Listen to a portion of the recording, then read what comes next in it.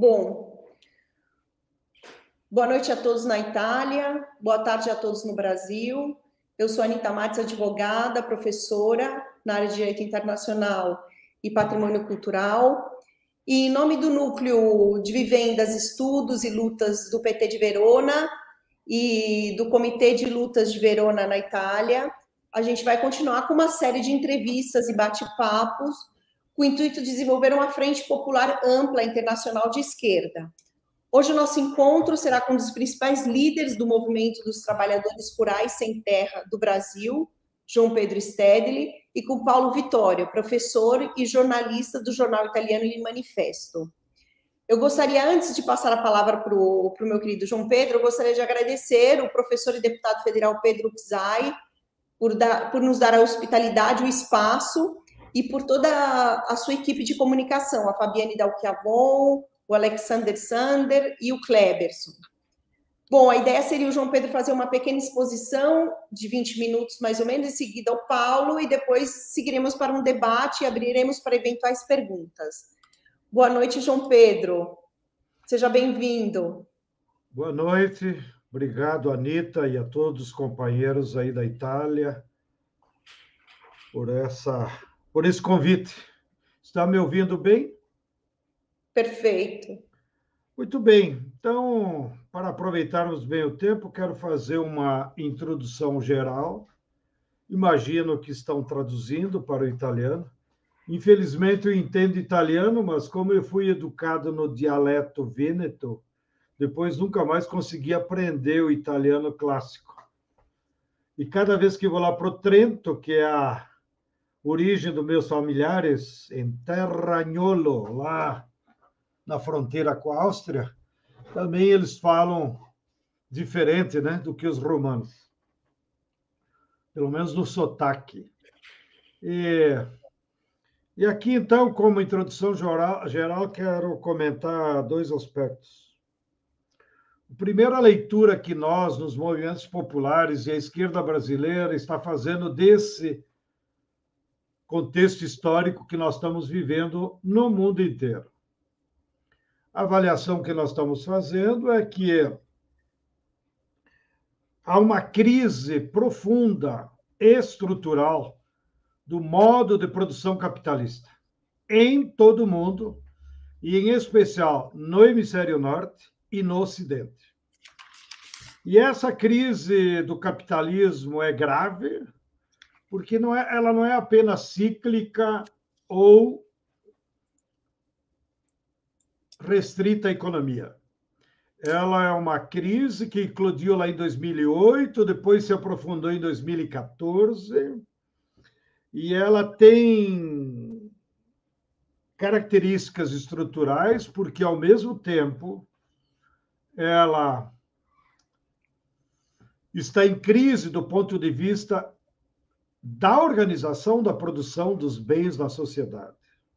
Ou seja, embora algumas empresas e bilionários, em especial dos bancos, das grandes empresas transnacionais, que são as que controlam o PIB mundial, embora eles continuem tendo lucro cada vez maior, no entanto, a contradição fundamental é que o capitalismo, na sua forma de organizar a produção, não consegue mais produzir os bens fundamentais que a população precisa. E daí, então, decorre também uma crise social.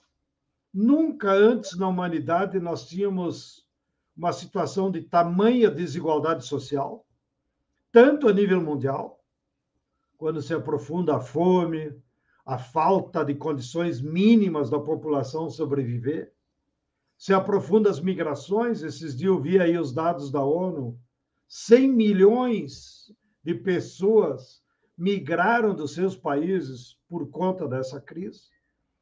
E em cada um dos nossos países, a desigualdade aumenta vertiginosamente. O Brasil e a África do Sul são hoje as duas sociedades mais desiguais do mundo, de maior diferença entre 1% mais rico e a ampla maioria da população que vive do trabalho. Também essa crise capitalista se agrava porque nós estamos diante de uma crise ambiental, em que os grandes capitalistas do mundo inteiro correram para o hemisfério sul e estão numa verdadeira ofensiva de apropriação privada dos bens da natureza, das terras, das florestas, da madeira, dos minérios, da água, da biodiversidade em geral. E a Rosa Luxemburgo já nos tinha explicado que, em tempos de crise, os capitalistas correm para a natureza com dois objetivos. Primeiro, para proteger e transformar o seu capital, dinheiro, em patrimônio físico de bens. Segundo, porque os bens da natureza não têm valor. Eles não são frutos do trabalho humano. Mas, quando o capital se apropria e leva esses bens como mercadorias para o mercado, nessa operação, com pouco tempo de trabalho, eles conseguem ter taxas de lucro extraordinárias. Só para vocês terem uma ideia, aqui no Brasil, a Nestlé, que é conhecida de todos, ela tem uma taxa de lucro de 400% ao ano na exploração da água potável que ela vende nas garrafinhas, como essa que eu tenho aqui e estou tomando. E no leite, a taxa de lucro da Nestlé é apenas 13% ao ano. A Coca-Cola, da mesma forma, que é a segunda maior empresa de exploração de água, ela tem uma taxa de lucro de 400%, ou seja, nem no inferno o diabo pratica essas taxas. E nos refrigerantes é 12%, 15%. Mas a consequência disso é que se gera uma contradição, que a agressão dos capitalistas sobre os bens da natureza no hemisfério sul, da qual o Brasil e a América Latina são vítimas, assim como a África, assim como o Sudeste Asiático, isso provoca um desequilíbrio na natureza, que aparece, então, nas mudanças climáticas, no desmatamento das florestas, no aquecimento global, no desaparecimento da água, etc. Quero também aproveitar para chamar a atenção de vocês. As fábricas de veneno no mundo inteiro são europeias. Bayer, BASF, Syngenta, que controlam os agrotóxicos de todo mundo. Os agrotóxicos destroem a biodiversidade. Eles são mais graves do que a queimada. Porque quando os fazendeiros usam agrotóxico, eles matam toda a biodiversidade, matam a fertilidade do solo, contaminam a água e contaminam, inclusive, a chuva, porque os fazendeiros usam um veneno chamado de secante, que não é absorvido pela planta nem pelo solo, e ele vaporiza e vai para as nuvens. E depois, quando chove, esse veneno é redistribuído para toda a população, inclusive aqui em São Paulo. Por isso que aqui no Brasil, hoje, 67% de toda a água dita potável que é fornecida nas torneiras públicas, nas casas, já está contaminado com glifosato. Maneiras que a população vem sendo envenenada a conta-gotas. E isso, como todos sabem, gera câncer, gera um monte de enfermidades, que as pessoas depois não sabem qual é a origem. Bem, daí também nós temos uma crise do Estado burguês. A democracia, pregada em verso e prosa, originária da Revolução Francesa, de que todo o poder emana do voto, é uma falácia, virou uma hipocrisia. Por quê?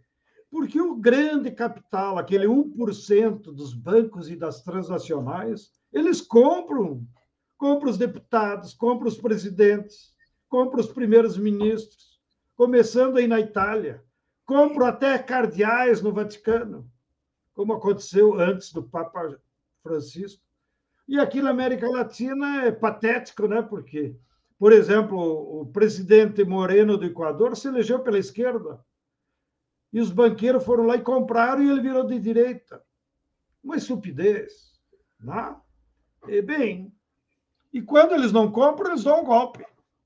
Com essas teorias do lawfare, onde eles manipulam, utilizando a grande imprensa burguesa, o poder judiciário, e aí dão um golpe. Como deram aqui no Brasil, como deram na Bolívia, né? Como deram em Honduras, como deram no Paraguai, para citar apenas os exemplos da América Latina. Bem, então, essa falsa democracia burguesa está em crise, ninguém acredita. Mesmo lá na Colômbia, vejam as últimas eleições, um país em conflito permanente há 60 anos, milhares de mortos. Né? Candidatos claramente ideológicos, a esquerda e a direita. Foram votar apenas 48% da população. Claro que para nós de esquerda gostaríamos que todos fossem votar. Mas aonde a votação é facultativa, o povo não acredita mais e não vai. E aí na Europa é igual. Acompanhei, por questões geopolíticas, a eleição em Portugal. Também foi 40% da população votar. Acredito que a última eleição na França também não foi a maioria que foi votar. Então, isso demonstra que essa forma de democracia é uma falácia. Portanto, nós teríamos que, como esquerda, pensar uma nova democracia participativa, em que, de fato, a população tivesse instrumentos de poder político sobre o Estado e sobre os recursos públicos. Aqui no Brasil, tu pode eleger quem tu quiser, e vamos eleger o Lula. Espera. Porém, 50% do orçamento de todos os impostos que nós pagamos, depois o Estado transfere para os bancos na forma de pagamento de juros de uma dívida pública que ninguém sabe a origem. Então, note, o povo trabalha 50% para sustentar a acumulação financeira nos bancos. Isso não é democracia. Isso é assalto aos dias de trabalho de toda a população, que depois se transformam em moeda e que vai lá para o Tesouro Público. E nós estamos diante também de uma crise civilizatória em todo o mundo. Durante o período de hegemonia do capitalismo industrial, que nasceu aí na Europa no século XVIII, a burguesia industrial pregava, através dos seus instrumentos ideológicos, de que os valores para a sociedade se baseavam no estudo e no trabalho. A minha geração aqui do Brasil foi educada nisso. Nós íamos na missa, o padre falava, tem que estudar, tem que trabalhar. Ligava o rádio falava, tem que estudar, tem que trabalhar. Ia na escola, os professores falavam, tem que estudar, tem que trabalhar. Agora não precisa mais, porque o capital financeiro não precisa nem de trabalhadores estudados. E acabei de dizer as formas de acumulação do capital. Então, o que o capitalismo financeiro prega na Globo, na televisão, nos meios de comunicação, como matriz ideológica dominante? Prega o consumismo, como se as pessoas só fossem felizes se comprassem o último modelo de celular, o último modelo de tênis, etc. Prega o egoísmo, eu sempre sou melhor que os outros. Aqui no Brasil, inclusive, tem uma estupidez que a Anitta deve conhecer, que é o tal do currículo Lattes, em que os professores todo dia atualizam com seus artigos, com as suas mentiras, para ser melhor do que o colega. E pregam o individualismo. Só você se salvará. Bom, notem, nenhum dessas três pregações são valores reais. Todos eles são antissociais. Como é que você pode imaginar a construção de uma sociedade baseada no egoísmo, no individualismo e no consumismo? É impossível. são valores antissociais, portanto, degeneram a sociedade. E o resultado é só olhar para os Estados Unidos. Todos os dias, notícias de racismo, de massacres. As piores estupidez da tragédia humana estão acontecendo no país mais rico do mundo. É o fruto dessa pregação. Bem, essa é a situação. O que nós estamos debatendo aqui no Brasil?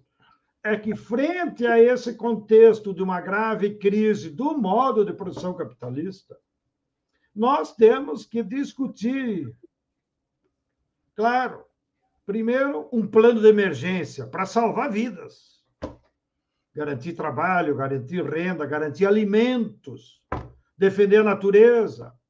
Tudo isso é de emergência para ontem, porque o planeta, inclusive, corre risco e a última espécie que já entrou em estado de risco é o ser humano, que eles estão matando devagarzinho.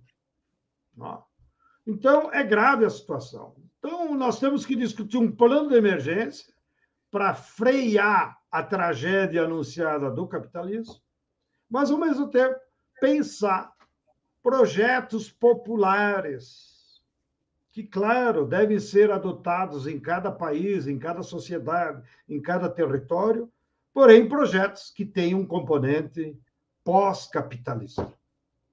O capitalismo já não representa a solução para a humanidade. O capitalismo não é mais progressista, como foi no século XIX, ou, vocês que estão na Europa, depois da Segunda Guerra Mundial, apesar da tragédia de terem matado 40 milhões de pessoas, de certa forma, o capitalismo reorganizou a indústria, o emprego, a moradia, e teve um período de amplitude do bem-estar, não só na Europa, mas em todo o mundo. Bem, agora isso não serve.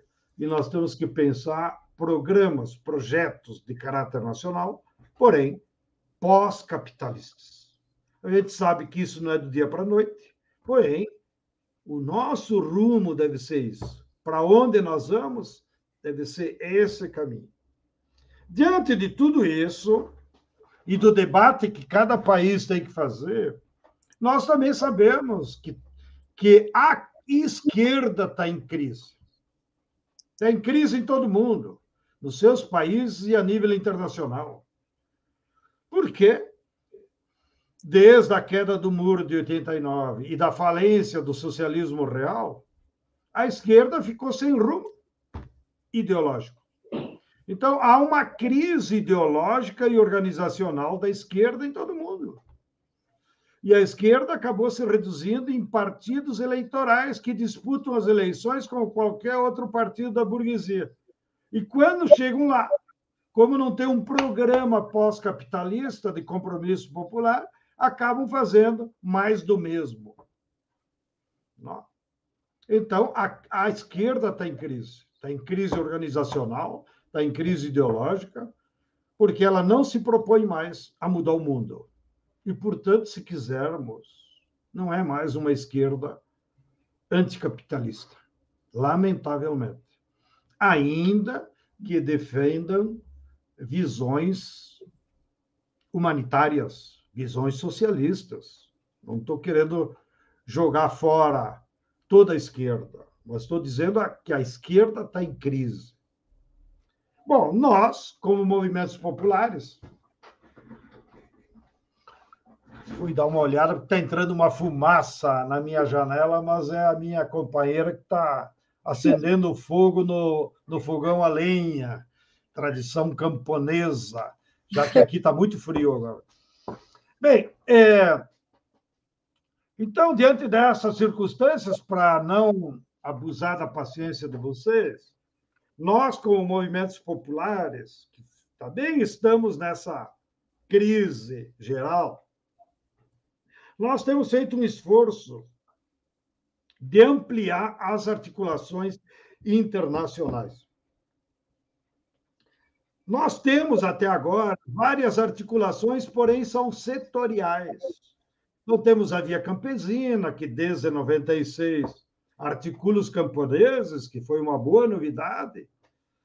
Temos a Marcha Mundial das Mulheres, que também tem uma plataforma feminista, que é uma boa novidade. Nós temos uma articulação dos movimentos negros no Hemisfério Sul em torno da reparação da diáspora, né? Que envolve também, embora com menos força, os negros dos Estados Unidos, mas lá nos Estados Unidos eles estão muito cooptados ideologicamente. Né? Haja visto Obama, né? Nós temos as centrais sindicais, que talvez também foram muito agredidas, eu diria, pela crise. Aquelas tradicionais centrais ideológicas já praticamente não existe. Hoje está praticamente uma só central a nível mundial, como se a ideologia tivesse desaparecido. A nível de partido, aqui na América Latina, para compartilhar com vocês, nós temos duas boas experiências. O Fórum de São Paulo, que reúne partidos eleitorais, né, de esquerda, mais ou menos coordenados pelo PT, pela Frente Sandinista. Né? E nós temos um seminário que ele tem um caráter de articulação internacional partidária, que o PT do México articula, e que todos os anos realiza um seminário internacional, não é só latino-americano, muito representativo, onde reúne partidos aí, 100, 120 partidos, com uma amplitude ideológica muito grande, que debate os dilemas da esquerda. E, finalmente, nós temos também, setorial, diria eu, essa articulação dos movimentos populares com o Papa Francisco, que não tem um caráter orgânico, mas que nós aproveitamos a sabedoria do Papa para criar espaços de debates ideológicos e filosóficos. Tá? E da qual também o Papa, acredito eu, procura se abastecer das reflexões que fizemos no âmbito dos movimentos. Haja visto a encíclica Laudato Si, louvado seja, que é, de certa forma, uma síntese do que ele ouve dos movimentos populares e da teologia da libertação aqui no Brasil. Bom, mas nós estamos insatisfeitos em termos apenas articulações setoriais. E, por isso, nos últimos 4 anos, nós estamos botando energias para a construção de o que chamamos de uma Assembleia Internacional dos Povos, que já reúne organizações populares de mais de 100 países, de todos os continentes, e que nós pretendemos que tenha um caráter mais plural, que junte movimentos populares, que junte partidos, que junte sindicatos, que junte, inclusive, igrejas, que junte a Marcha das Mulheres, a Via Campesina, etc. E que, numa grande leque de aliança internacional, a gente possa, então, não só debater, mas promover ações conjuntas a nível mundial, relacionadas com a luta de massas, porque sem luta de massas não haverá mudança, né? Relacionadas com a formação ideológica que a esquerda abandonou. E me digam se aí na Itália tem alguma escola de formação ideológica, me avisem, por favor, que nós queremos mandar alunos. Né? O que eu sabia é que o Bannon, da extrema-direita americana, estava comprando um castelo aí no centro da Itália para fazer uma escola de ultradireita para as Europas.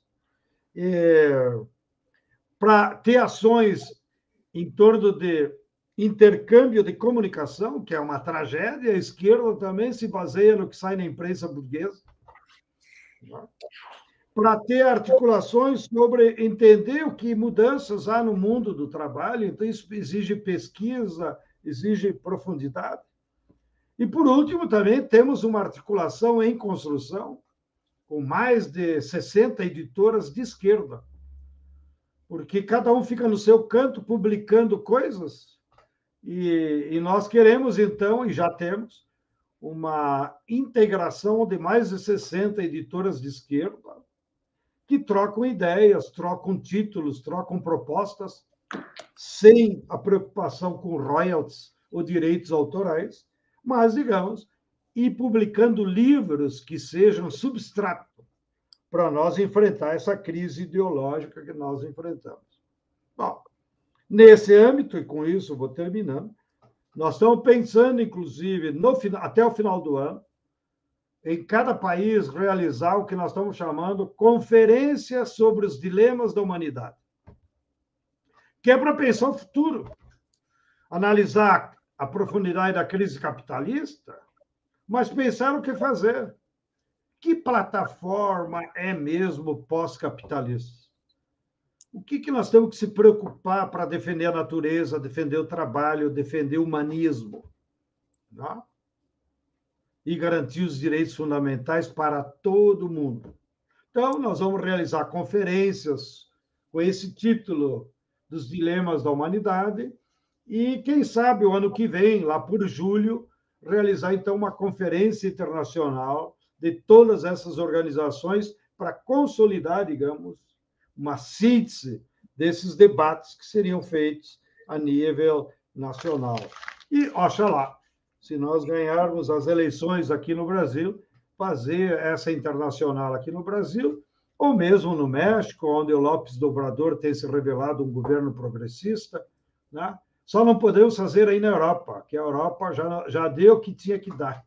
Vocês são um belo museu, também para a esquerda. Lamentavelmente, ainda que aí haja muitos trabalhadores, haja esquerda, porém, muito individualistas, na minha opinião.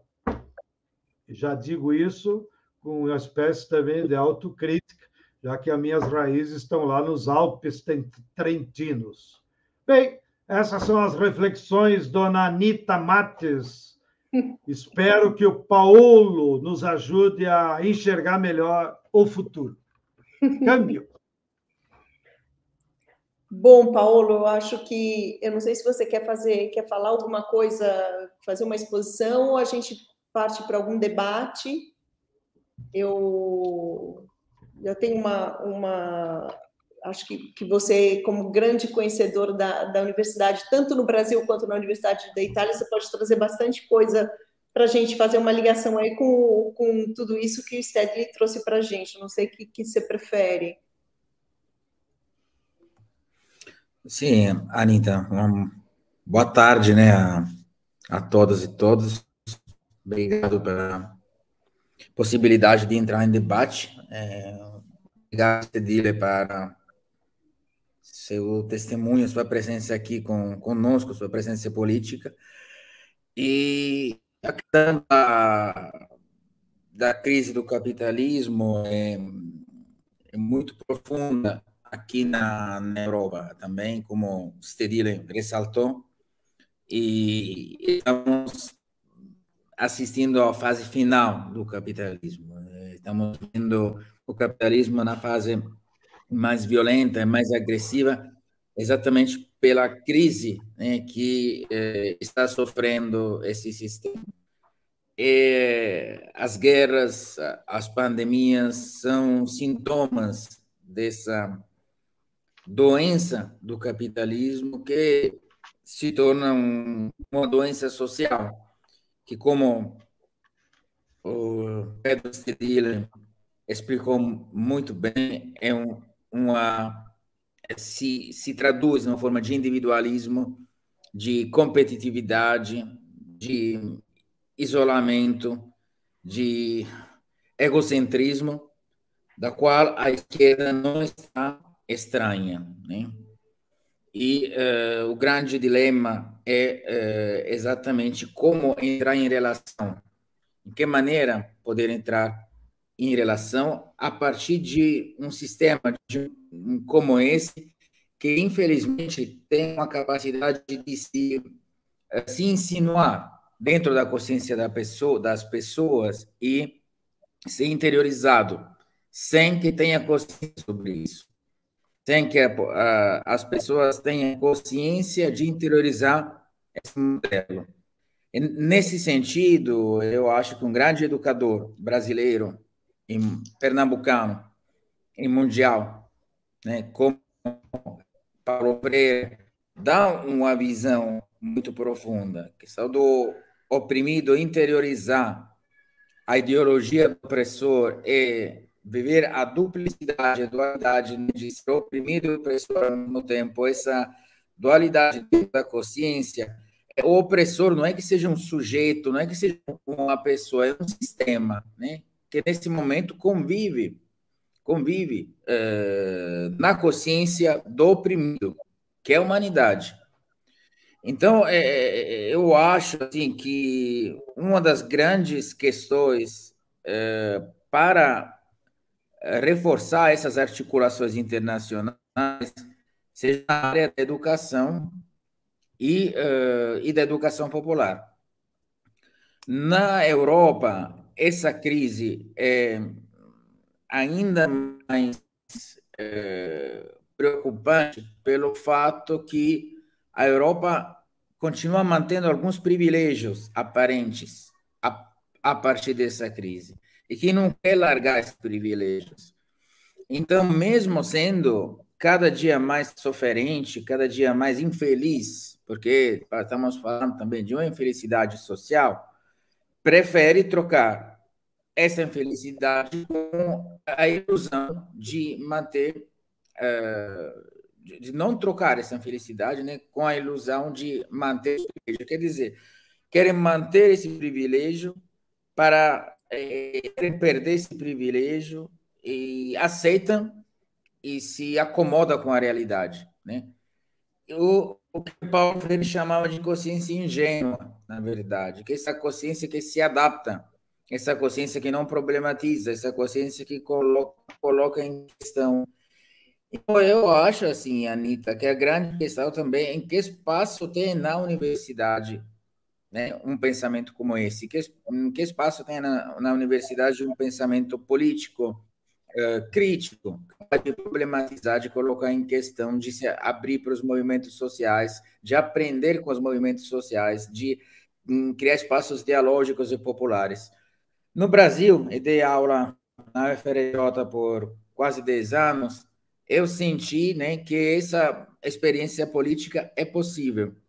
Essa experiência política é difícil, porque tem muita resistência. O currículo Lattes, como falava bem o Stedile, é uma das expressões ideológicas mais radicais das resistências à transformação social, porque é um acúmulo, o que Paulo Freire chamava de educação bancária, né? A questão de você colocar mais créditos dentro do seu currículo, não é um currículo como narração de si, como história de vida profissional, como expressão de uma carreira, que é importante também, né? Cada um constrói também uma própria profissionalidade, divulga e tudo. Não, é uma vitrina, exatamente uma vitrina da loja.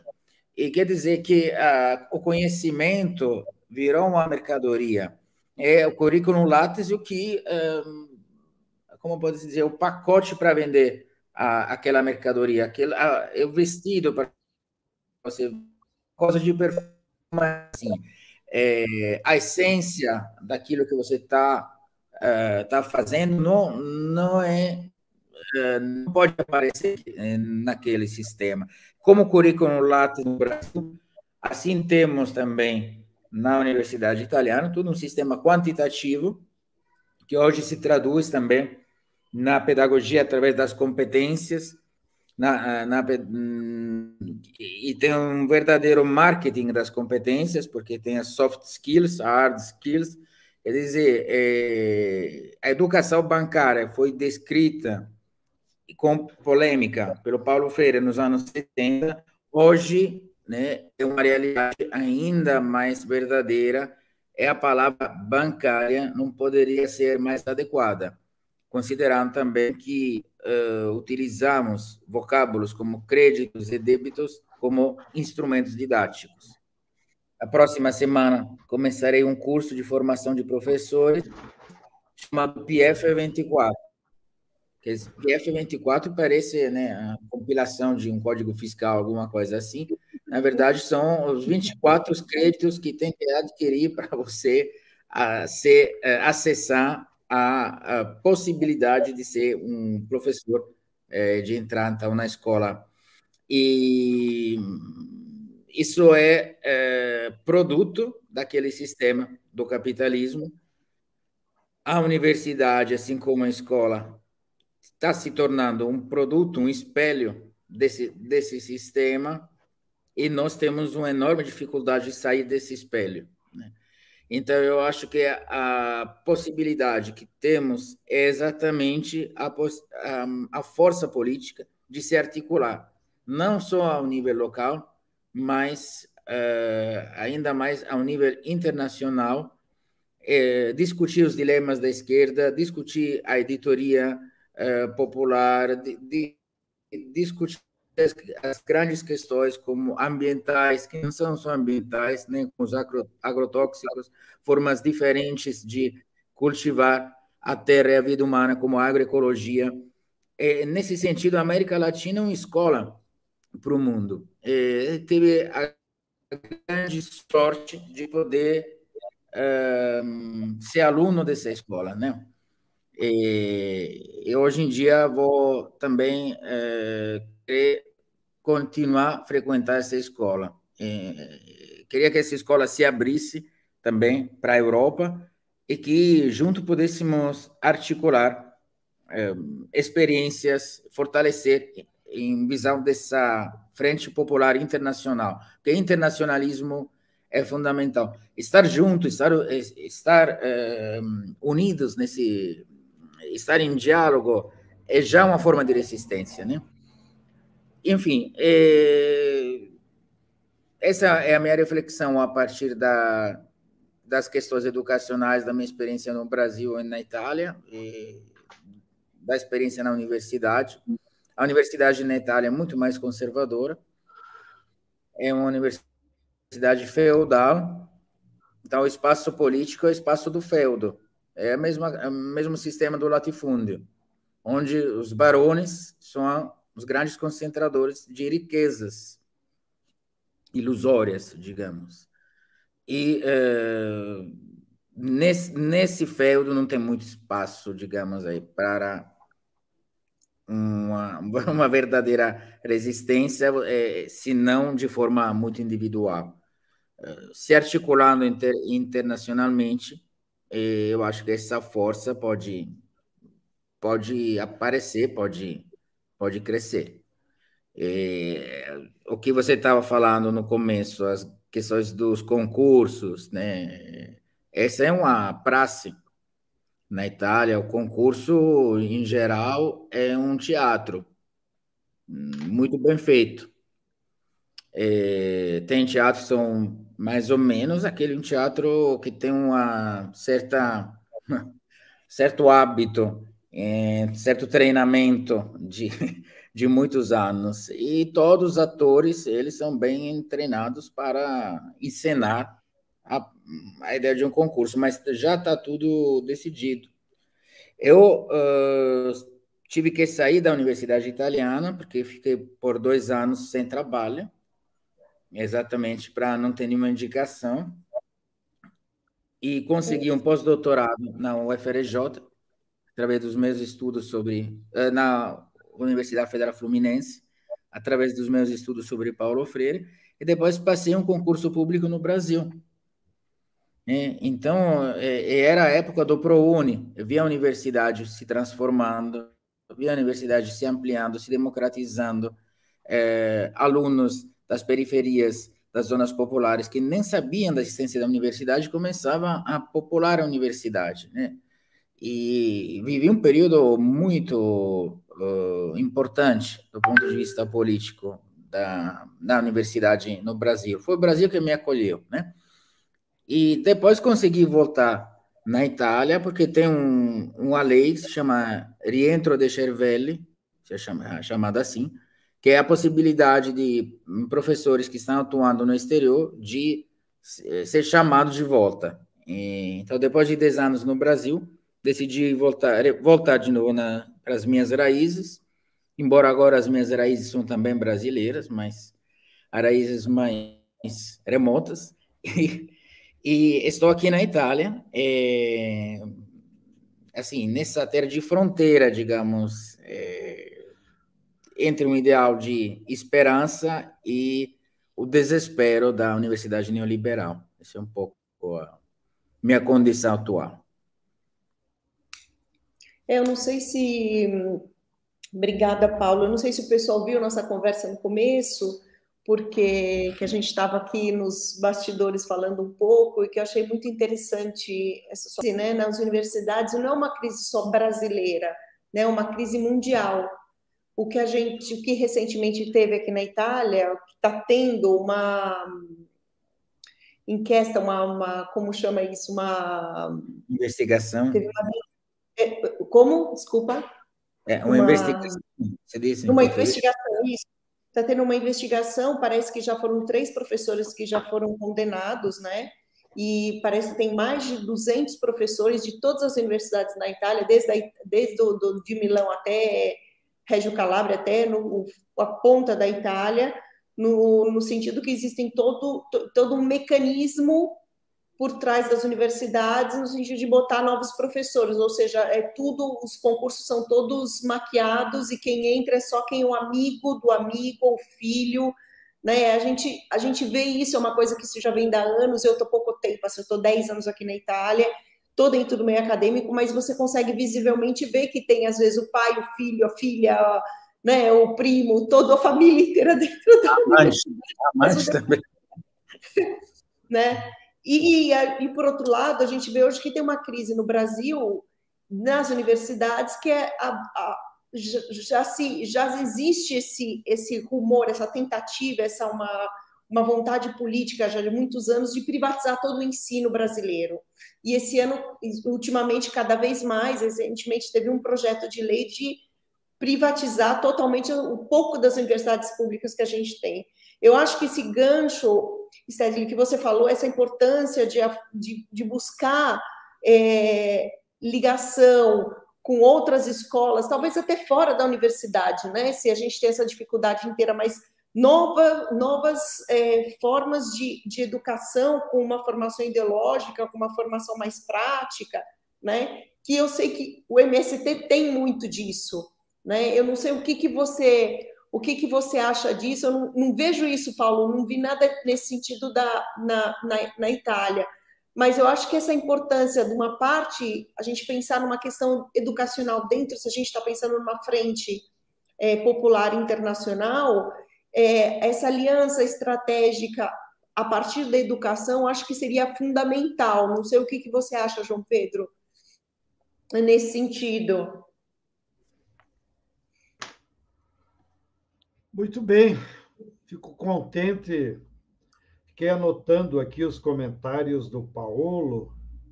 Me alegro com a coincidência de leitura do mundo, né? E da sua adesão como discípulos de Paulo Freire. Paulo Freire gostava de dizer isso, né? A leitura do mundo. E, assim como ele gostava de criticar o que você explicou aí da educação bancária, né, formal, burra, que não democratiza os conhecimentos, mas só serve para alimentar a vaidade de uma pequena burguesia que se ilude com os privilégios que a grande burguesia lhe concede. Mas talvez seja por isso que no inferno também tem muitos professores, sobretudo reitores, né, aí da Itália, já que eles são católicos. Brincadeiras à parte, a conversa está se enredando para o lado da educação, né? E eu queria dar, então, 2 depoimentos. Primeiro, para dizer para vocês que o que vocês descreveram aí dos concursos viciados na universidade, eu não tenho ouvido tanto aqui do Brasil. Em geral, os candidatos têm que fazer concursos orais, tem bancas mais plurais. É claro que sempre tem as manipulaçãozinhas na hora de escolher entre 10 quem serão os escolhidos. Mas eu não tenho ouvido tantas reclamações de processos viciados, ainda que existam. Porém, aqui no Brasil, o mais grave dos concursos viciados que desmoralizam o Estado burguês é no Poder Judiciário. O Poder Judiciário brasileiro, você disse, a universidade italiana é feudal. Aqui, nós dissemos isso do Poder Judiciário, é monárquico. Passa de filho, pai para filho. Não há nenhum controle da sociedade sobre o Poder Judiciário.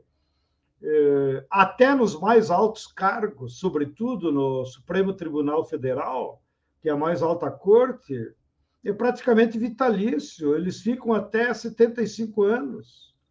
Então, mesmo no caso do Lula, vê que a própria esquerda não renova, né? No Lula, ele colocou o ministro Toffoli, que na época tinha 44 anos, cujo único valor que ele tinha era ser puxa-saco do Lula, não tinha nenhum valor jurídico. Até hoje, não aprendeu nada. Pô, esse senhor vai ficar 31 anos no poder, como juiz do Supremo Tribunal Federal, né? Então, o nosso sistema judiciário é completamente viciado e, em geral, só vira juiz quem é filho de juiz e assim sucessivamente. Bom, e claro, isso traz como contradição que nenhum pobre ou trabalhador acredita no Poder Judiciário. Nós queremos distância, né?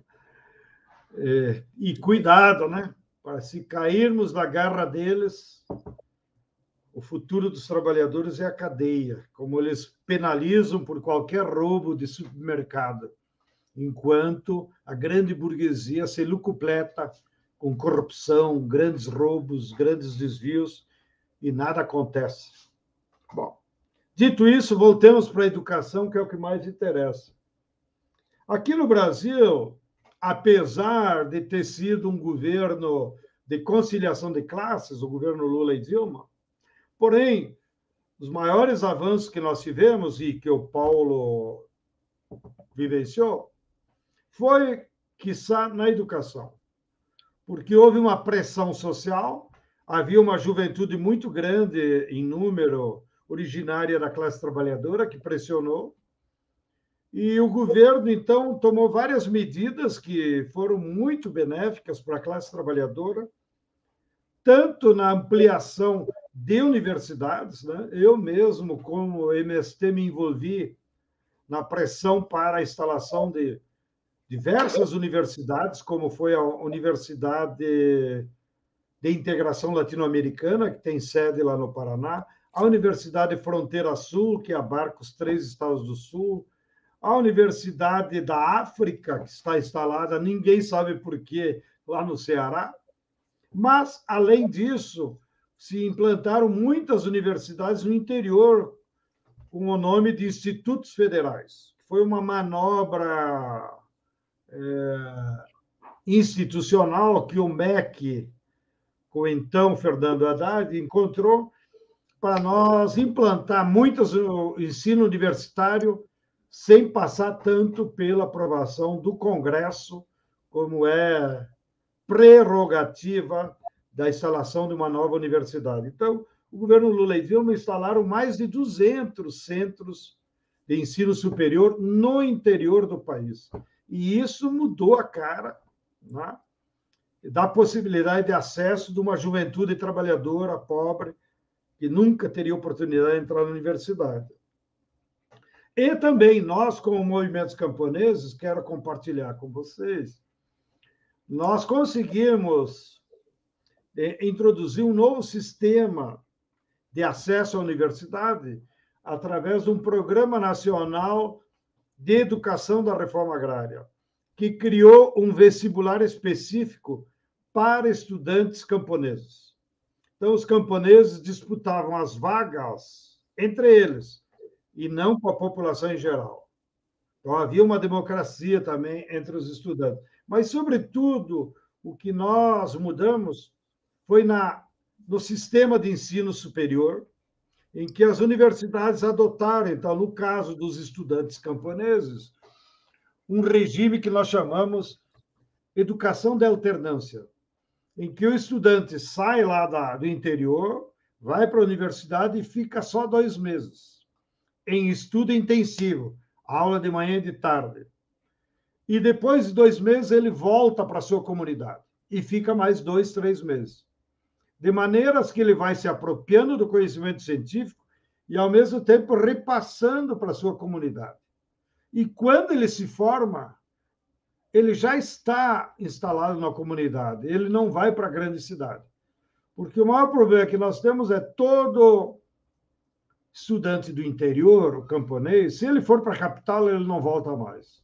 Ele cria relações sociais, arranja um namorado, uma namorada, arranja um emprego e não volta.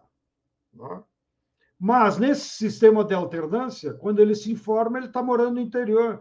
Então, as relações sociais dele não se alteraram, né? O namorado, a namorada e o trabalho, né? Então, nós formamos, nesse último período, mais de 5.000 militantes do MST em cursos superiores, desde agronomia, veterinária, mas, sobretudo, pedagogos, geógrafos, formados em direito, né?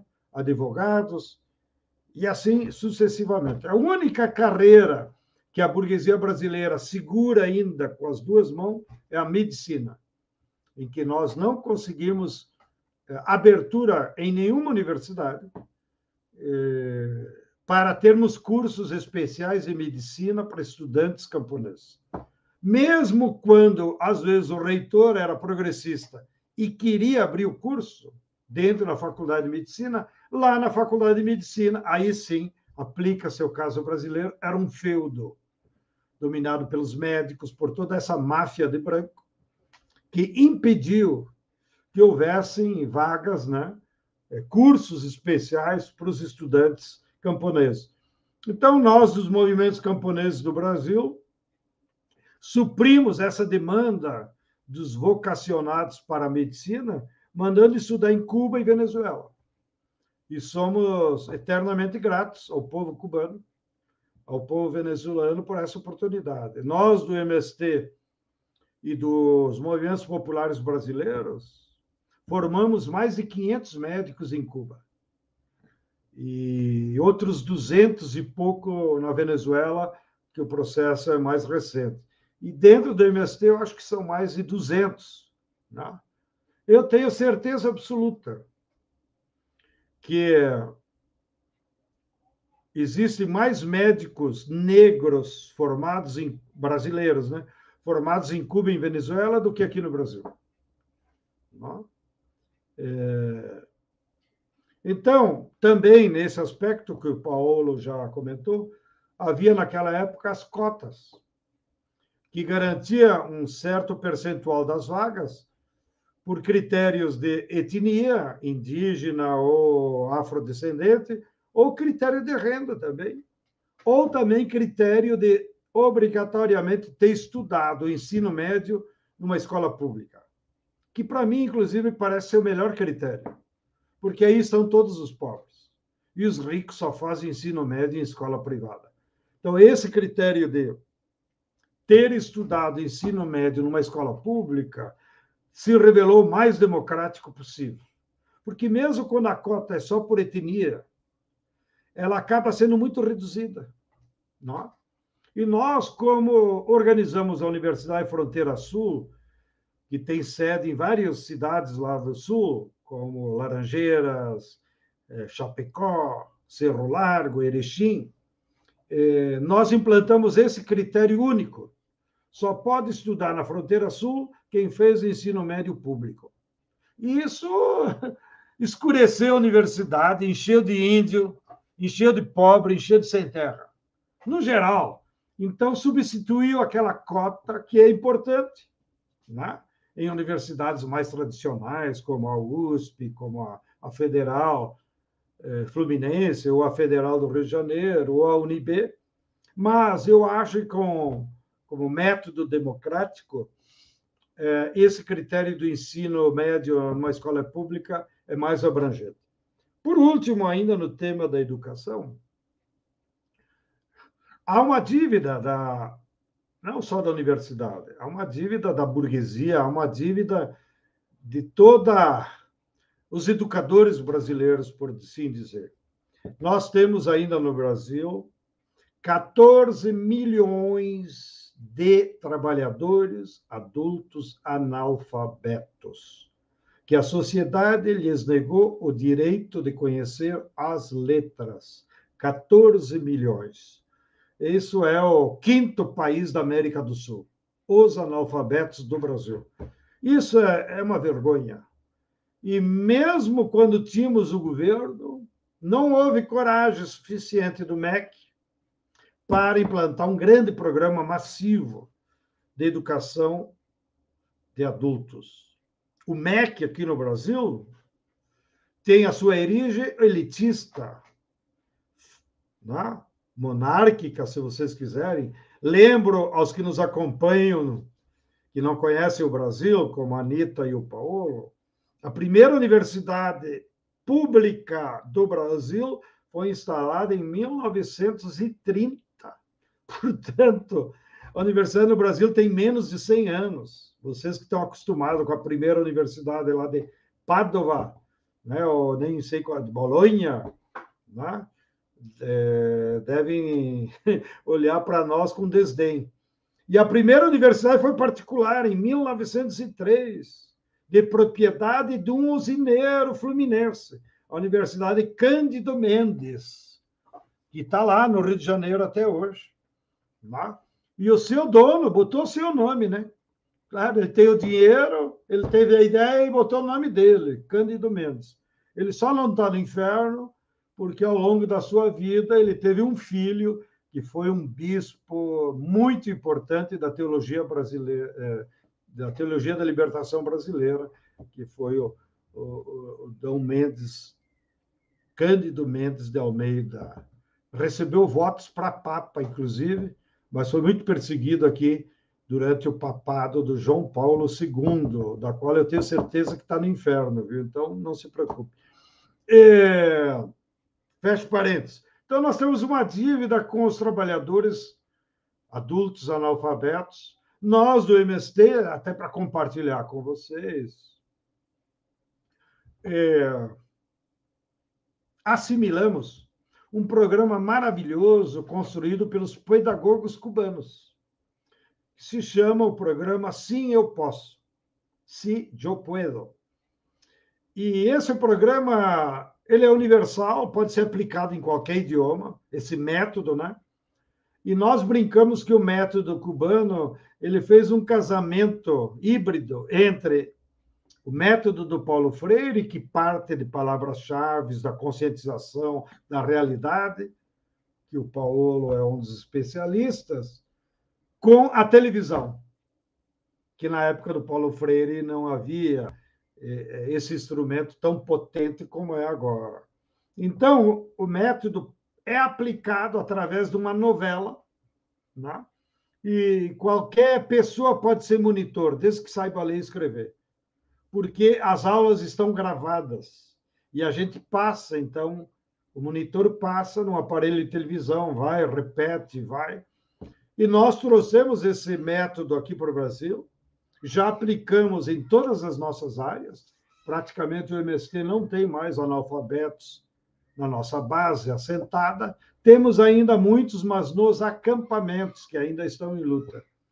E aplicamos em algumas regiões, porque aí precisa recursos, né? Em que os governantes se dispuseram, como o governo do Maranhão. Nós conseguimos erradicar o analfabetismo em 7 municípios do Maranhão. E é um método muito simples, porque ele, em 65 aulas, as pessoas aprendem a ler e escrever de uma forma crítica, consciente. E agora deixa eu me orgulhar aqui um pouco. Nossa brigada de educadores populares do MST, agora temos uma brigada na Zâmbia, aplicando o método para que os camponeses da Zâmbia aprendam a ler e escrever em inglês, já que eles têm os seus dialetos lá nativos, mas a burguesia da Zâmbia, colonizada pelos ingleses, impediu que os camponeses da Zâmbia aprendessem inglês. Então, nós estamos fazendo a nossa parte, de alguma maneira, e procuramos ajudar outros povos que lutam como nós. É isso, dona Anita, câmbio.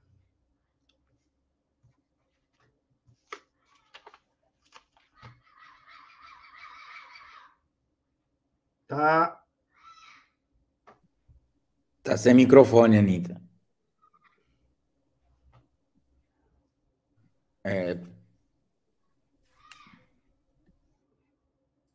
Agora sim, eu estava clicando no botão errado. Bom, muito interessante, João Pedro, incrível que, por mais que a gente é um mundo tão perto e tão longe, né? Essa realidade do MST tem tanta coisa rica e a gente não consegue, por toda uma questão, você sabe muito bem, da mídia brasileira e tudo, é difícil a gente ter acesso e saber de tudo isso, mesmo quem está dentro do meio universitário e busca essas informações. É muito importante isso que você falou, inclusive acho que para o Paulo isso é extremamente rico e fundamental ele de trazer isso, a gente pensar nisso em alguma alternativa.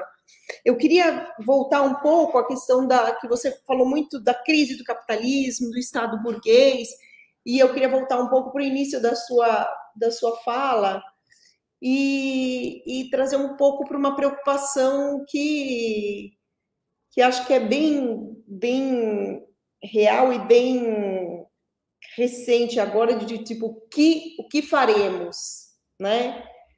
Porque a gente sabe que a esquerda brasileira, ela sempre, a maior parte da esquerda brasileira, não toda, ela sempre teve uma atuação política concentrada prioritariamente numa luta institucional, né? Sempre foi via eleição, o objetivo é via eleição e colocar representantes de esquerda no Estado, né? Nas suas instituições. Eu queria saber, bom, o resultado dessa política a gente está vendo, né?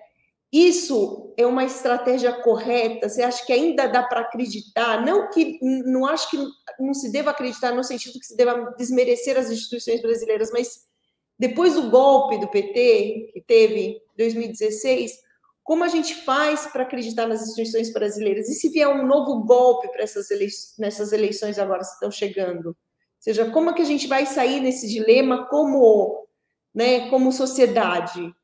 E daí eu queria escutar um pouco o Paulo, porque a gente falou um pouco, você falou que uma saída seria pensar numa democracia mais participativa. Eu queria escutar um pouco o Paulo de como é atualmente a democracia, como ele vê a democracia na Itália, né? Como professor, como jornalista, como ativista, como escritor, como que fazer essa situação hoje no Brasil e na Itália, desculpa, e como ele vê que a gente poderia construir essa ponte de novas soluções? Você quer que eu comece, Anita? Sim, pode ser. Muito bem. Bem, eu vou compartilhar com vocês algumas reflexões a partir da minha experiência pessoal, do MST, dos movimentos populares do Brasil e da realidade brasileira, né? E diante desse contexto histórico mais alongado de uma grave crise do modo de produção capitalista com todas as suas ilações. Essa crise nos ajuda, que a crise é da burguesia, é uma crise da dominação burguesa, é uma crise da dominação do capital. E eles, como o Paulo disse, estão em sua fase terminal, ainda que nos tenha notícia que o capitalismo morra num hospital. Ele vai morrer na luta de classes nas ruas, nos campos e nas construções. Então, brincadeiras à parte, aqui nós temos debatido como desafio sobre o que fazer. Primeiro, nós não desdenhamos ou relativizamos a necessidade de mudar os governos. Portanto, a luta institucional ela ainda está no centro da luta de classe. Não é? E por isso que aqui no Brasil, na Colômbia, que são as duas eleições agora mais importantes, toda a esquerda está, desculpe, está concentrada em derrotar os governos de direita e eleger governos progressistas, de esquerda, temos a sorte que tanto Petro como Lula são homens comprometidos com mudanças. Já tivemos outros governos que derrotaram a direita, porém não foram governos tão comprometidos com a classe trabalhadora, como está sendo Alberto Fernandes na Argentina, como está sendo Boric no Chile. Não é? Bem, então, a luta institucional e a vitória de governos de esquerda é fundamental. Porém, como você disse, é insuficiente para fazer as mudanças estruturais. Não é? Por isso que nós dizemos aqui, é preciso eleger o Lula para ele abrir a porta da mudança. Se nós não tivermos um governo de esquerda, se nós não derrotar o neofascismo, que aqui tem como ídolo Mussolini, né? Nós não conseguimos sair desse cenário tão adverso que estamos. Agora, complementarmente, nós temos desafios que devem ser enfrentados. Um não é mais importante que o outro. Por isso que eles precisam ser tratados no conjunto da luta de classe. Então, o segundo desafio seria, na nossa opinião, construir programas de mudanças estruturais. Mas não basta nós convocar os universitários ou os intelectuais da esquerda e pedir para eles redigir um programa. As ideias de mudança, todo mundo mais ou menos sabe o que tem que fazer. Então, o segredo de um programa de mudanças é que nós temos que discutir com a população. Usar meios didáticos, aí Paulo Freire nos ajuda. Usar a educação popular para debater os programas com a população. Porque, no fundo, é a população que tem que ter consciência da natureza de um novo programa. Consciência aqui no sentido paulo freireano. Conhecer, estar convencido, aprender e disputar na sociedade essas ideias. Terceiro desafio é a luta de massas. As mudanças só virão com lutas de massa, com a mobilização do povo. Essa é a única força que garante mudanças estruturais. E por isso que ela tem que ser combinada com governos progressistas. O próprio Lula, agora, sexta-feira retrasada, os movimentos populares nos reunimos com ele, e ele foi muito claro e foi muito objetivo, que nos agradou, porque ele disse: eu preciso que os movimentos populares tenham autonomia e lutem.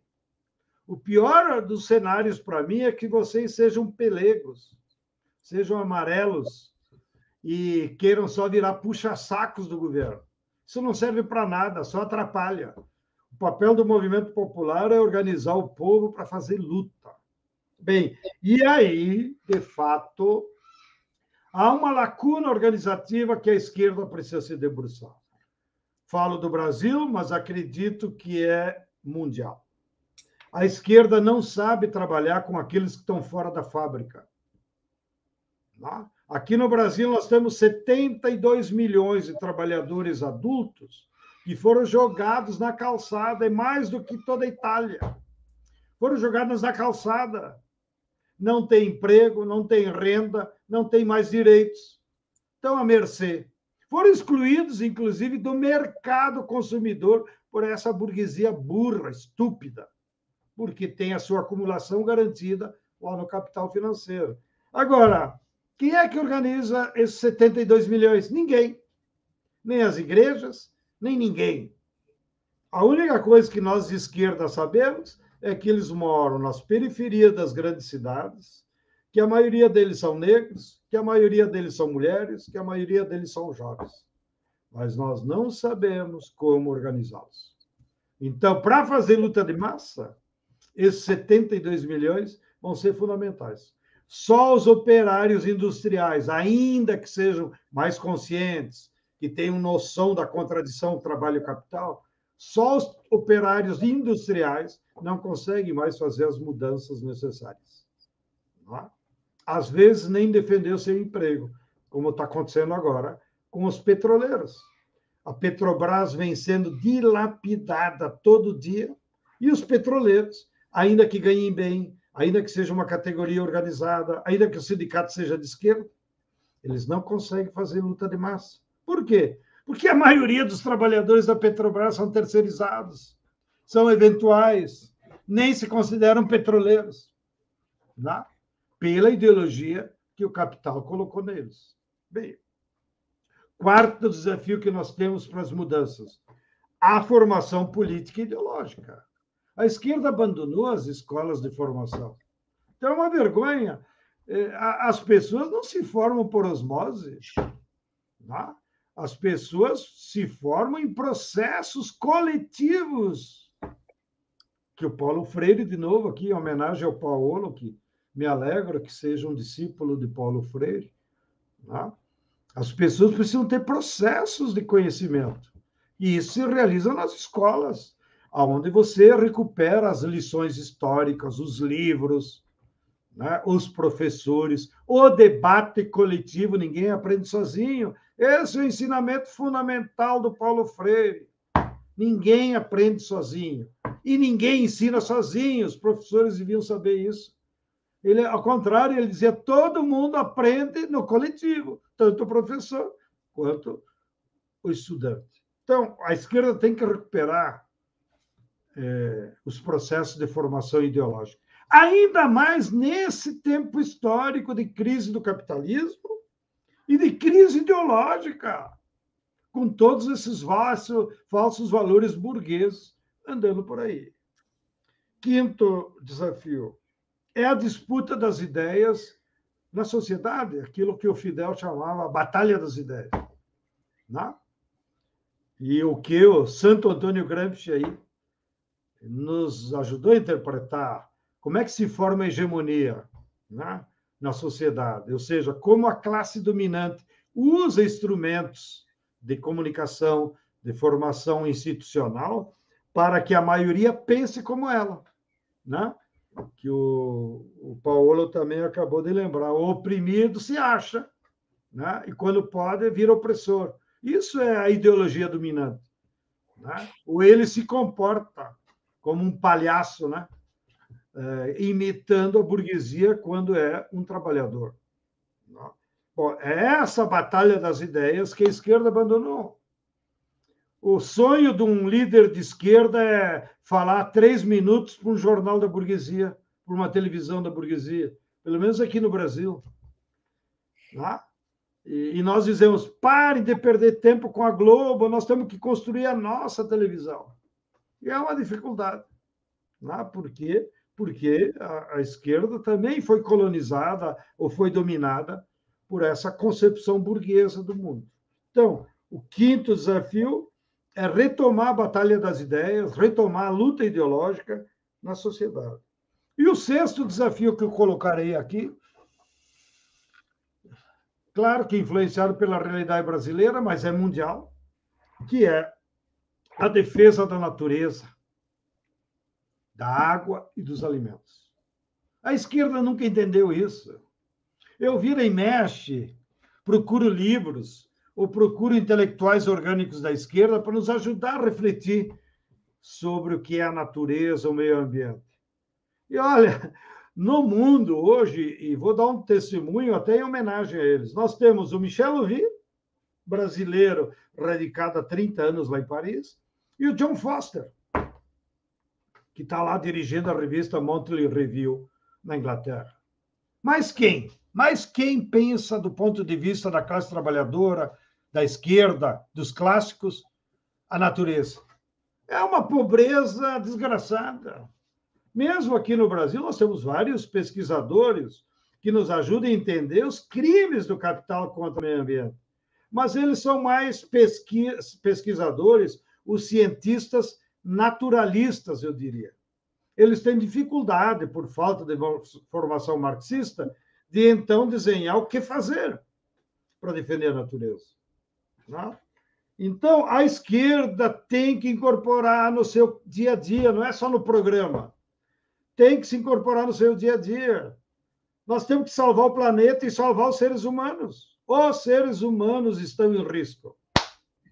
Não? Como espécie. E nós não temos clareza disso. Nós deveríamos, como esquerda, ser vanguardas nisso, de plantar árvores, de produzir alimentos saudáveis, de combater os agrotóxicos, de defender a agroecologia como parte do futuro. E isso não é um problema de camponês. Vai faltar ar e comida para todo mundo. E água, como já está faltando. 1 bilhão de pessoas passam fome, 2 bilhões têm dificuldade de acesso à água, todas as nossas cidades têm problemas gravíssimos de poluição. Aqui em São Paulo, que é a maior cidade do hemisfério sul, onde eu vivo, morrem por semana 80 pessoas, sobretudo crianças e mais velhos. Por quê? De doenças da poluição, do automóvel. O culpado é o automóvel, leia-se a indústria automobilística. Lá, se eles morassem a 100 quilômetros daqui, em Campinas, não morreriam, segundo os médicos. Então, note, morrem 80 pessoas por semana e eles nem aparecem na estatística. O Covid, pelo menos, a televisão avisa. Está morrendo tantos por dia. Agora, os que morrem por poluição, são perda de vidas humanas, das grandes cidades, ninguém fala. Porque a imprensa burguesa está comprometida com esse modo de transporte individual. Do automóvel, do maldito automóvel. O inferno tem pilhas de automóvel, sobretudo da Mercedes, da Audi, da Fiat. Né? E ninguém fala mal do automóvel. Então, lutar por um transporte mais saudável, coletivo, de metrô, com energia renovável, faz parte desse programa de defesa da natureza. E a própria esquerda se ressente dessa pauta. Bem, não vou abusar mais, o nosso tempo também já está se esgotando, quero ouvir também o Paulo, e acho que esses 6 pontos que eu descrevi é hoje os principais desafios que a esquerda e a classe trabalhadora precisa enfrentar do ponto de vista organizativo e da luta de classes no Brasil, na América Latina, no mundo e, quiçá, no planeta Marte. Câmbio, dona Anitta. Obrigada, João Pedro. Muito importante. Eu acho que tem muita coisa, como você falou, não é uma realidade. Quem me dera que fosse uma realidade só brasileira, né? Porque a gente vê que é uma crise mundial, não só do capitalismo, mas da esquerda, principalmente. E essa defesa da natureza, ou mesmo uma formação política e ideológica, luta de massas, todos esses pontos que você elencou, a gente vê que existe uma dificuldade enorme aqui, né? Paulo, não sei o que você acha, nós estávamos discutindo antes a questão dessa falsa democracia e essa falsa é muito interessante porque existe uma como eu posso dizer, uma construção nessa batalha de ideias que estava falando, existe uma construção muito bem maquiada aqui na Itália. E um exemplo disso maior que o De Magistris, que foi o último debate que a gente teve, ele expôs isso perfeitamente, que há uns 3 anos atrás, se eu não me engano, teve um referendo nacional na Itália sobre a questão da privatização da água, né? E o referendo foi unânime no sentido que a água é pública na Itália, deve ser pública, do povo. E o que ele estava falando, que isso na prática hoje não existe, não existe. A única prefeitura de toda a Itália que realmente conseguiu manter a água pública foi a prefeitura de Nápoles, porque todas as outras existem contratos maquiados que acabam com uma outra empresa por trás e a água não é pública, né? Eu não sei, Paulo, o que você acha disso? Essa discussão que a gente estava tendo um pouco antes nos bastidores e esses pontos que o Stedley falou, a visão que você tem disso com relação à Itália? E o que você acha, como seria a gente construir nessa ponte, né? Se a gente pensando se a gente está pensando aqui em criar uma luta, né, uma coligação internacional, né, de partidos, de movimentos sociais, como você vê que a gente poderia construir essa ponte?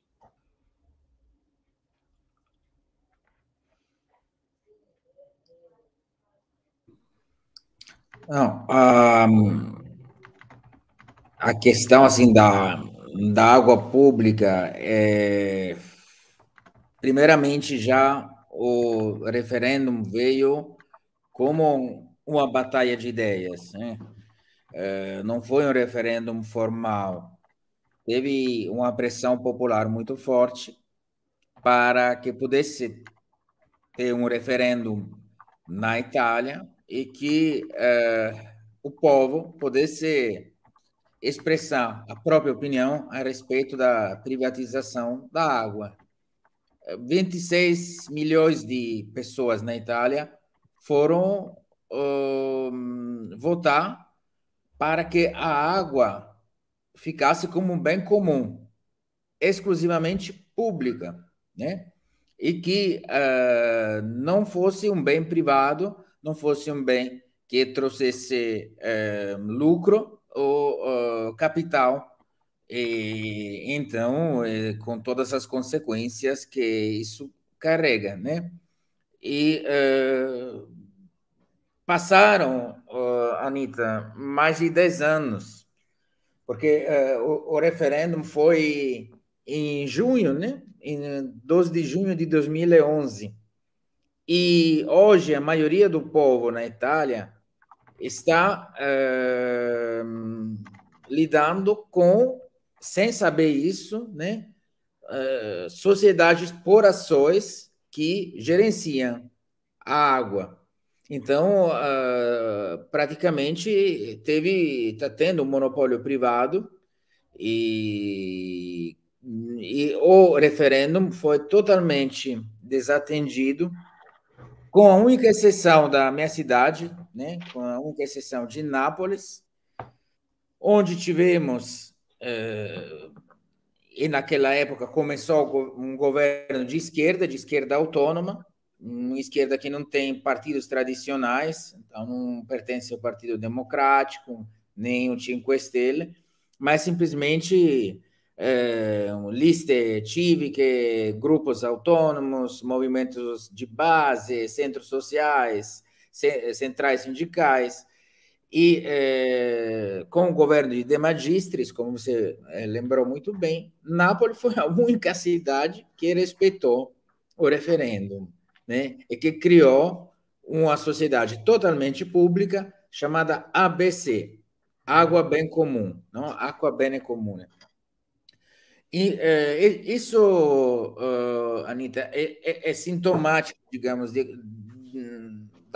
da sua questão inicial, que é sobre a democracia, de que medida, digamos, essa democracia ela é realmente um processo participativo, um processo de respeito de direitos, um processo inclusivo e que abrange as massas populares. É óbvio, a resposta é óbvia, né? O que serve pensar é o porquê. Porque a democracia, formalmente chamada assim, se tornou uma oligarquia de poucos partidos que, submissos ao domínio do capital, escolhe o próprio presidente do Conselho, né? O próprio primeiro-ministro. Porque, realmente, como o voto do referendo foi desatendido, simplesmente ignorando a vontade popular, também o voto para as eleições nacionais, parlamentares, né, não é um voto que vem respeitado, porque os partidos se acordam entre eles e escolhem o primeiro-ministro. Esse primeiro-ministro, como foi no caso do Conte, que governou antes com Cinque Stelle e Lega Norte, quer dizer, com o pior da direita, da extrema direita, xenófoba e racista, e um partido que nascia como um movimento antagonista e foi paulatinamente englobado, né, por esse sistema, tornando-se um partido de sistema igual aos outros. Depois, o governo Giallorosso, que foi com o Partido Democrático e Cinque Stelle, como se o Partido Democrático fosse vermelho, né? Não é mais, mas assim foi chamado. Isso não bastava para o capital. Então conseguiram tirar o primeiro-ministro Conte, que não foi eleito, não foi votado, foi decidido na mesa das oligarquias, e colocaram o Draghi, que é o custódio do capitalismo bancário. Não precisa fazer o currículo Lattes do Draghi, fala por si, ele é um dos maiores representantes, né, publicizado, né? Porque já tem uma boa propaganda no meio do mercado. Sim, ele é defensor do mercado, é uma pessoa honesta, respeitável, mas do ponto de vista ideológico é a representação de Confindústria, do capitalismo. Agora, com a questão da crise na Rússia, estão voltando a pensar centrais em carvão, estão falando da questão da poluição. Em vez de investir em energias renováveis, em vez de investir em novas formas de trabalhar também as grandes questões energéticas, da alimentação, do trabalho da terra, da coleta de lixo, que é uma coisa fundamental, né, da reciclagem do lixo, voltaram ao carvão. E voltaram a inceneritore, que é aquela forma, difícil explicar em português, né? Mas é aquela forma de tratar o lixo que, na verdade, não utiliza as técnicas das grandes técnicas da renovação energética através do lixo. Então, que acontece? Acontece que tem um elemento pelo qual o povo tende a aceitar essa oligarquia. Esse elemento é a emergência. Quer dizer, o capitalismo utiliza a emergência para que o povo aceite tudo, né? Então, antes foi a emergência da pandemia. Antes ainda da emergência da pandemia, em 2008, teve a emergência econômica. Tivemos o governo Monti, que é outra figura, um outro banqueiro de alto nível, assim, que sem ter nenhuma eleição foi primeiro-ministro. E hoje temos o Draghi com a emergência da guerra, a crise diplomática, a guerra na Rússia, a emergência energética, a guerra do grão, e que está aparecendo também a guerra da água, né? Então, com um cenário catastrófico, é claro que as pessoas não têm a força de se organizar, não tem a força, não tem o espaço vital, não tem uma visão de futuro. Que como você se organiza politicamente, como dizia muito bem o Stedile, a política passa para a educação, para uma escola de formação. A escola de formação, ela não deve ser intencionada a alguma coisa hoje ou amanhã. A escola de formação, ela não tem um tempo imediato. A escola de formação é alguma, como o Gramsci também ensina, né? É uma formação humana, é uma formação que Gramsci falava da escola desinteressada, não interessada em um bem material imediato, mas é algo que pertence à consciência. E na emergência, isso não é possível, porque a emergência é agora, então a solução tem que ser agora. E se tem a crise energética, tem que ver se a gente não pode pegar mais o gás da Rússia, tem que achar uma solução. E se a solução está poluindo, não tem problema, porque tem a emergência. Então não devemos, de alguma maneira, aceitar o capital, né? Então a emergência é uma das estratégias, né, do capital, que está crescendo também de maneira enorme através dessas crises. Pensamos no drama da venda de armas, né, cada vez mais crescendo. Ninguém está falando que na Itália diminuiu o PIB para a educação e aumentou o PIB para a produção e venda de armas. E as duas coisas num conjunto. Então, é como se diz no Brasil, nesse momento, menos armas, mais livros. O livro é algo que serve para a vida inteira, que forma a consciência individual e a consciência social. A arma é que eu tenho que resolver o problema agora, entendeu?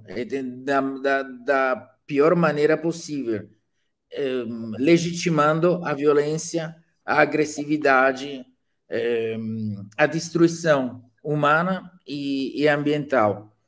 Que espaço tem a democracia? Qual é o espaço da democracia nesse cenário? O que resta é educação. O que resta é aquela possibilidade de construir uma educação popular contra o capital, além do capital e fora do capital. Né? E nesse processo, eu acho que tem um espaço de democracia. É nesse processo aqui que tem um espaço de democracia. O resto está obscurecido pela sombra do capital, onde não tem democracia, porque o capital não tem distribuição democrática. Né? Bom, é isso.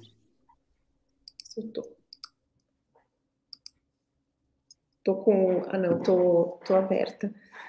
Bom, eu acho que a gente já chegou no tempo, deu nosso tempo aqui. Eu queria, mais uma vez, agradecer a todos, agradecer o professor e deputado federal Pedro Kizai, agradecer a toda a sua equipe de comunicação, a Fabiane, o Alexander, o Kleberson, um agradecimento especial à nossa querida Judita Ribeiro, que é a coordenadora, né, do grupo do Núcleo de Vivências, Estudos e Lutas do PT de Verona, né, e do Comitê de Lutas do Verona Itália. E eu queria ir para as nossas considerações finais, então, João Pedro, se pudesse falar rapidinho, e Paulo também. Né, acho que muita coisa importante foi falada aqui, foi discutida, acho que a gente tem bastante coisa para pensar, né, Paulo, para a gente... para essa italianada pensar e correr atrás aqui, e para a gente tentar, eu acho que é importante a gente tentar construir pontos, porque a gente vê que está bem... que essa questão da democracia, da luta pelos nossos direitos, não é e da perda dos direitos, mais do que isso, né, e esse Estado que está devorando toda essa luta popular, não é uma exclusividade da realidade brasileira. Eu acho que a gente está tentando fazer alguns núcleos de debate, de estudo, junto com o de Magistris, então acho que vai ser bastante coisa interessante a gente tirou daqui. Eu não sei, João Pedro, se você quiser falar 2 minutos para a gente encerrar o nosso encontro, e depois o Paolo. Eu só tenho a agradecer essa oportunidade, espero não ter chocado ninguém, mas a minha função foi compartilhar com vocês os debates, né, mais políticos, ideológicos que estamos travando aqui entre os movimentos populares do Brasil e também nessa articulação que eu me referi, que é a Assembleia Internacional dos Povos, que tem essa ramificação em todos os continentes.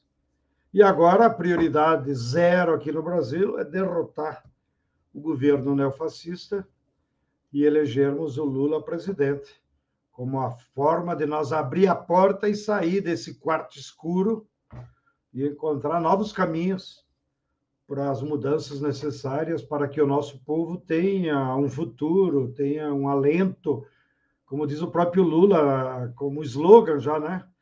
O Brasil precisa de esperança. precisa de mudança para realimentar um futuro para todo o nosso povo, desde que seja em prol dos interesses da classe trabalhadora, da maioria do nosso povo sofrido. Uma pena que essa maneira virtual a gente não vê as pessoas, né? Então a gente fica igual aqui num quarto escuro. Mas em algum momento, quem sabe, possamos nos encontrar em alguma parte aí. Deixa eu só me exibir aqui um pouco, inclusive o Vaticano e o nosso Papa Francisco está convocando uma nova reunião com os movimentos populares para discutir uma conferência internacional sobre a paz. Aí terei a oportunidade de ir a Roma e falar mal dos europeus, da indústria armamentista, da OTAN. Né? Como é que falam mal da guerra se não tiveram a coragem de fechar a OTAN? A OTAN é a arma da guerra, né? Então, bom, mas isso é problema lá dos europeus que acaba afetando nós aqui também, da América Latina. Como vocês sabem, a Colômbia é filiada à OTAN. Espero que o governo Petros já, logo aí, no mês de julho, quando ele tomar posse, desligue a Colômbia da OTAN, e que a Argentina tenha coragem de retomar as Malvinas, que também pertence à OTAN, pelo braço colonial britânico. Bem, um grande abraço, foi um prazer conversar com todos vocês. Obrigado pela atenção. Câmbio, Anita e Paolo. Paolo, volte para o Brasil, pare de perder tempo aí com Nápoles. O bom de Nápoles é o time e a pizza. E os meus amigos que eu tenho aí em Nápoles. A gente não está numa batalha de ideias aqui. Não sei se o Paulo a gente está numa imposição de ideias. Não existe, porque batalha você tem uma outra parte, né? Mesmo que seja fraca, você tem uma outra parte. A gente aqui nem parte a gente é. Sociedade italiana, ultimamente, nem o povo italiano nem parte é nessa batalha. Não existe batalha, existe uma imposição, né, Paulo? O que você acha? Suas considerações. É que Stedile entendeu muito bem. Me tornei um brasileiro fora do Brasil, então não vejo a hora de voltar e comemorar a próxima vitória em outubro, né? O que desejo, espero, né? A minha grande esperança, não somente para o Brasil, mas mundial. Então, foi um grande prazer poder escutar o Stedile, entrar em diálogo com um companheiro de tanta importância histórica, política, com a regia também, a direção da Anita, né? Obrigado pelas perguntas, obrigado a todos pela participação. E vamos criar mais, né, articulações, mais pontes, né? Vamos ver como nós também participar da Assembleia dos Povos, como construir caminhos que são caminhos de relações políticas, então são caminhos que criam esperança, né? Então, um grande abraço, um abraço e ci vediamo in Brasile, allora, ou a Roma. Bom, gostaria de agradecer, João Pedro, muito, muito obrigada pela sua disponibilidade, pelos seus... Eu acho que você não chocou, não, pelo contrário, você deu uma injeção de ânimo aqui, acho que é isso mesmo, então, a gente tem que ir para a luta e para a guerra, né, Paulo? Tem muita coisa ainda para a gente fazer, tanto no Brasil quanto aqui. E espero que você venha para Roma, tem que passar para o norte, entendeu? Paulo está, ou eu desço, a gente se encontra, ou tem que vir para cá. Antes para Nápoles. Para Roma e depois para o norte.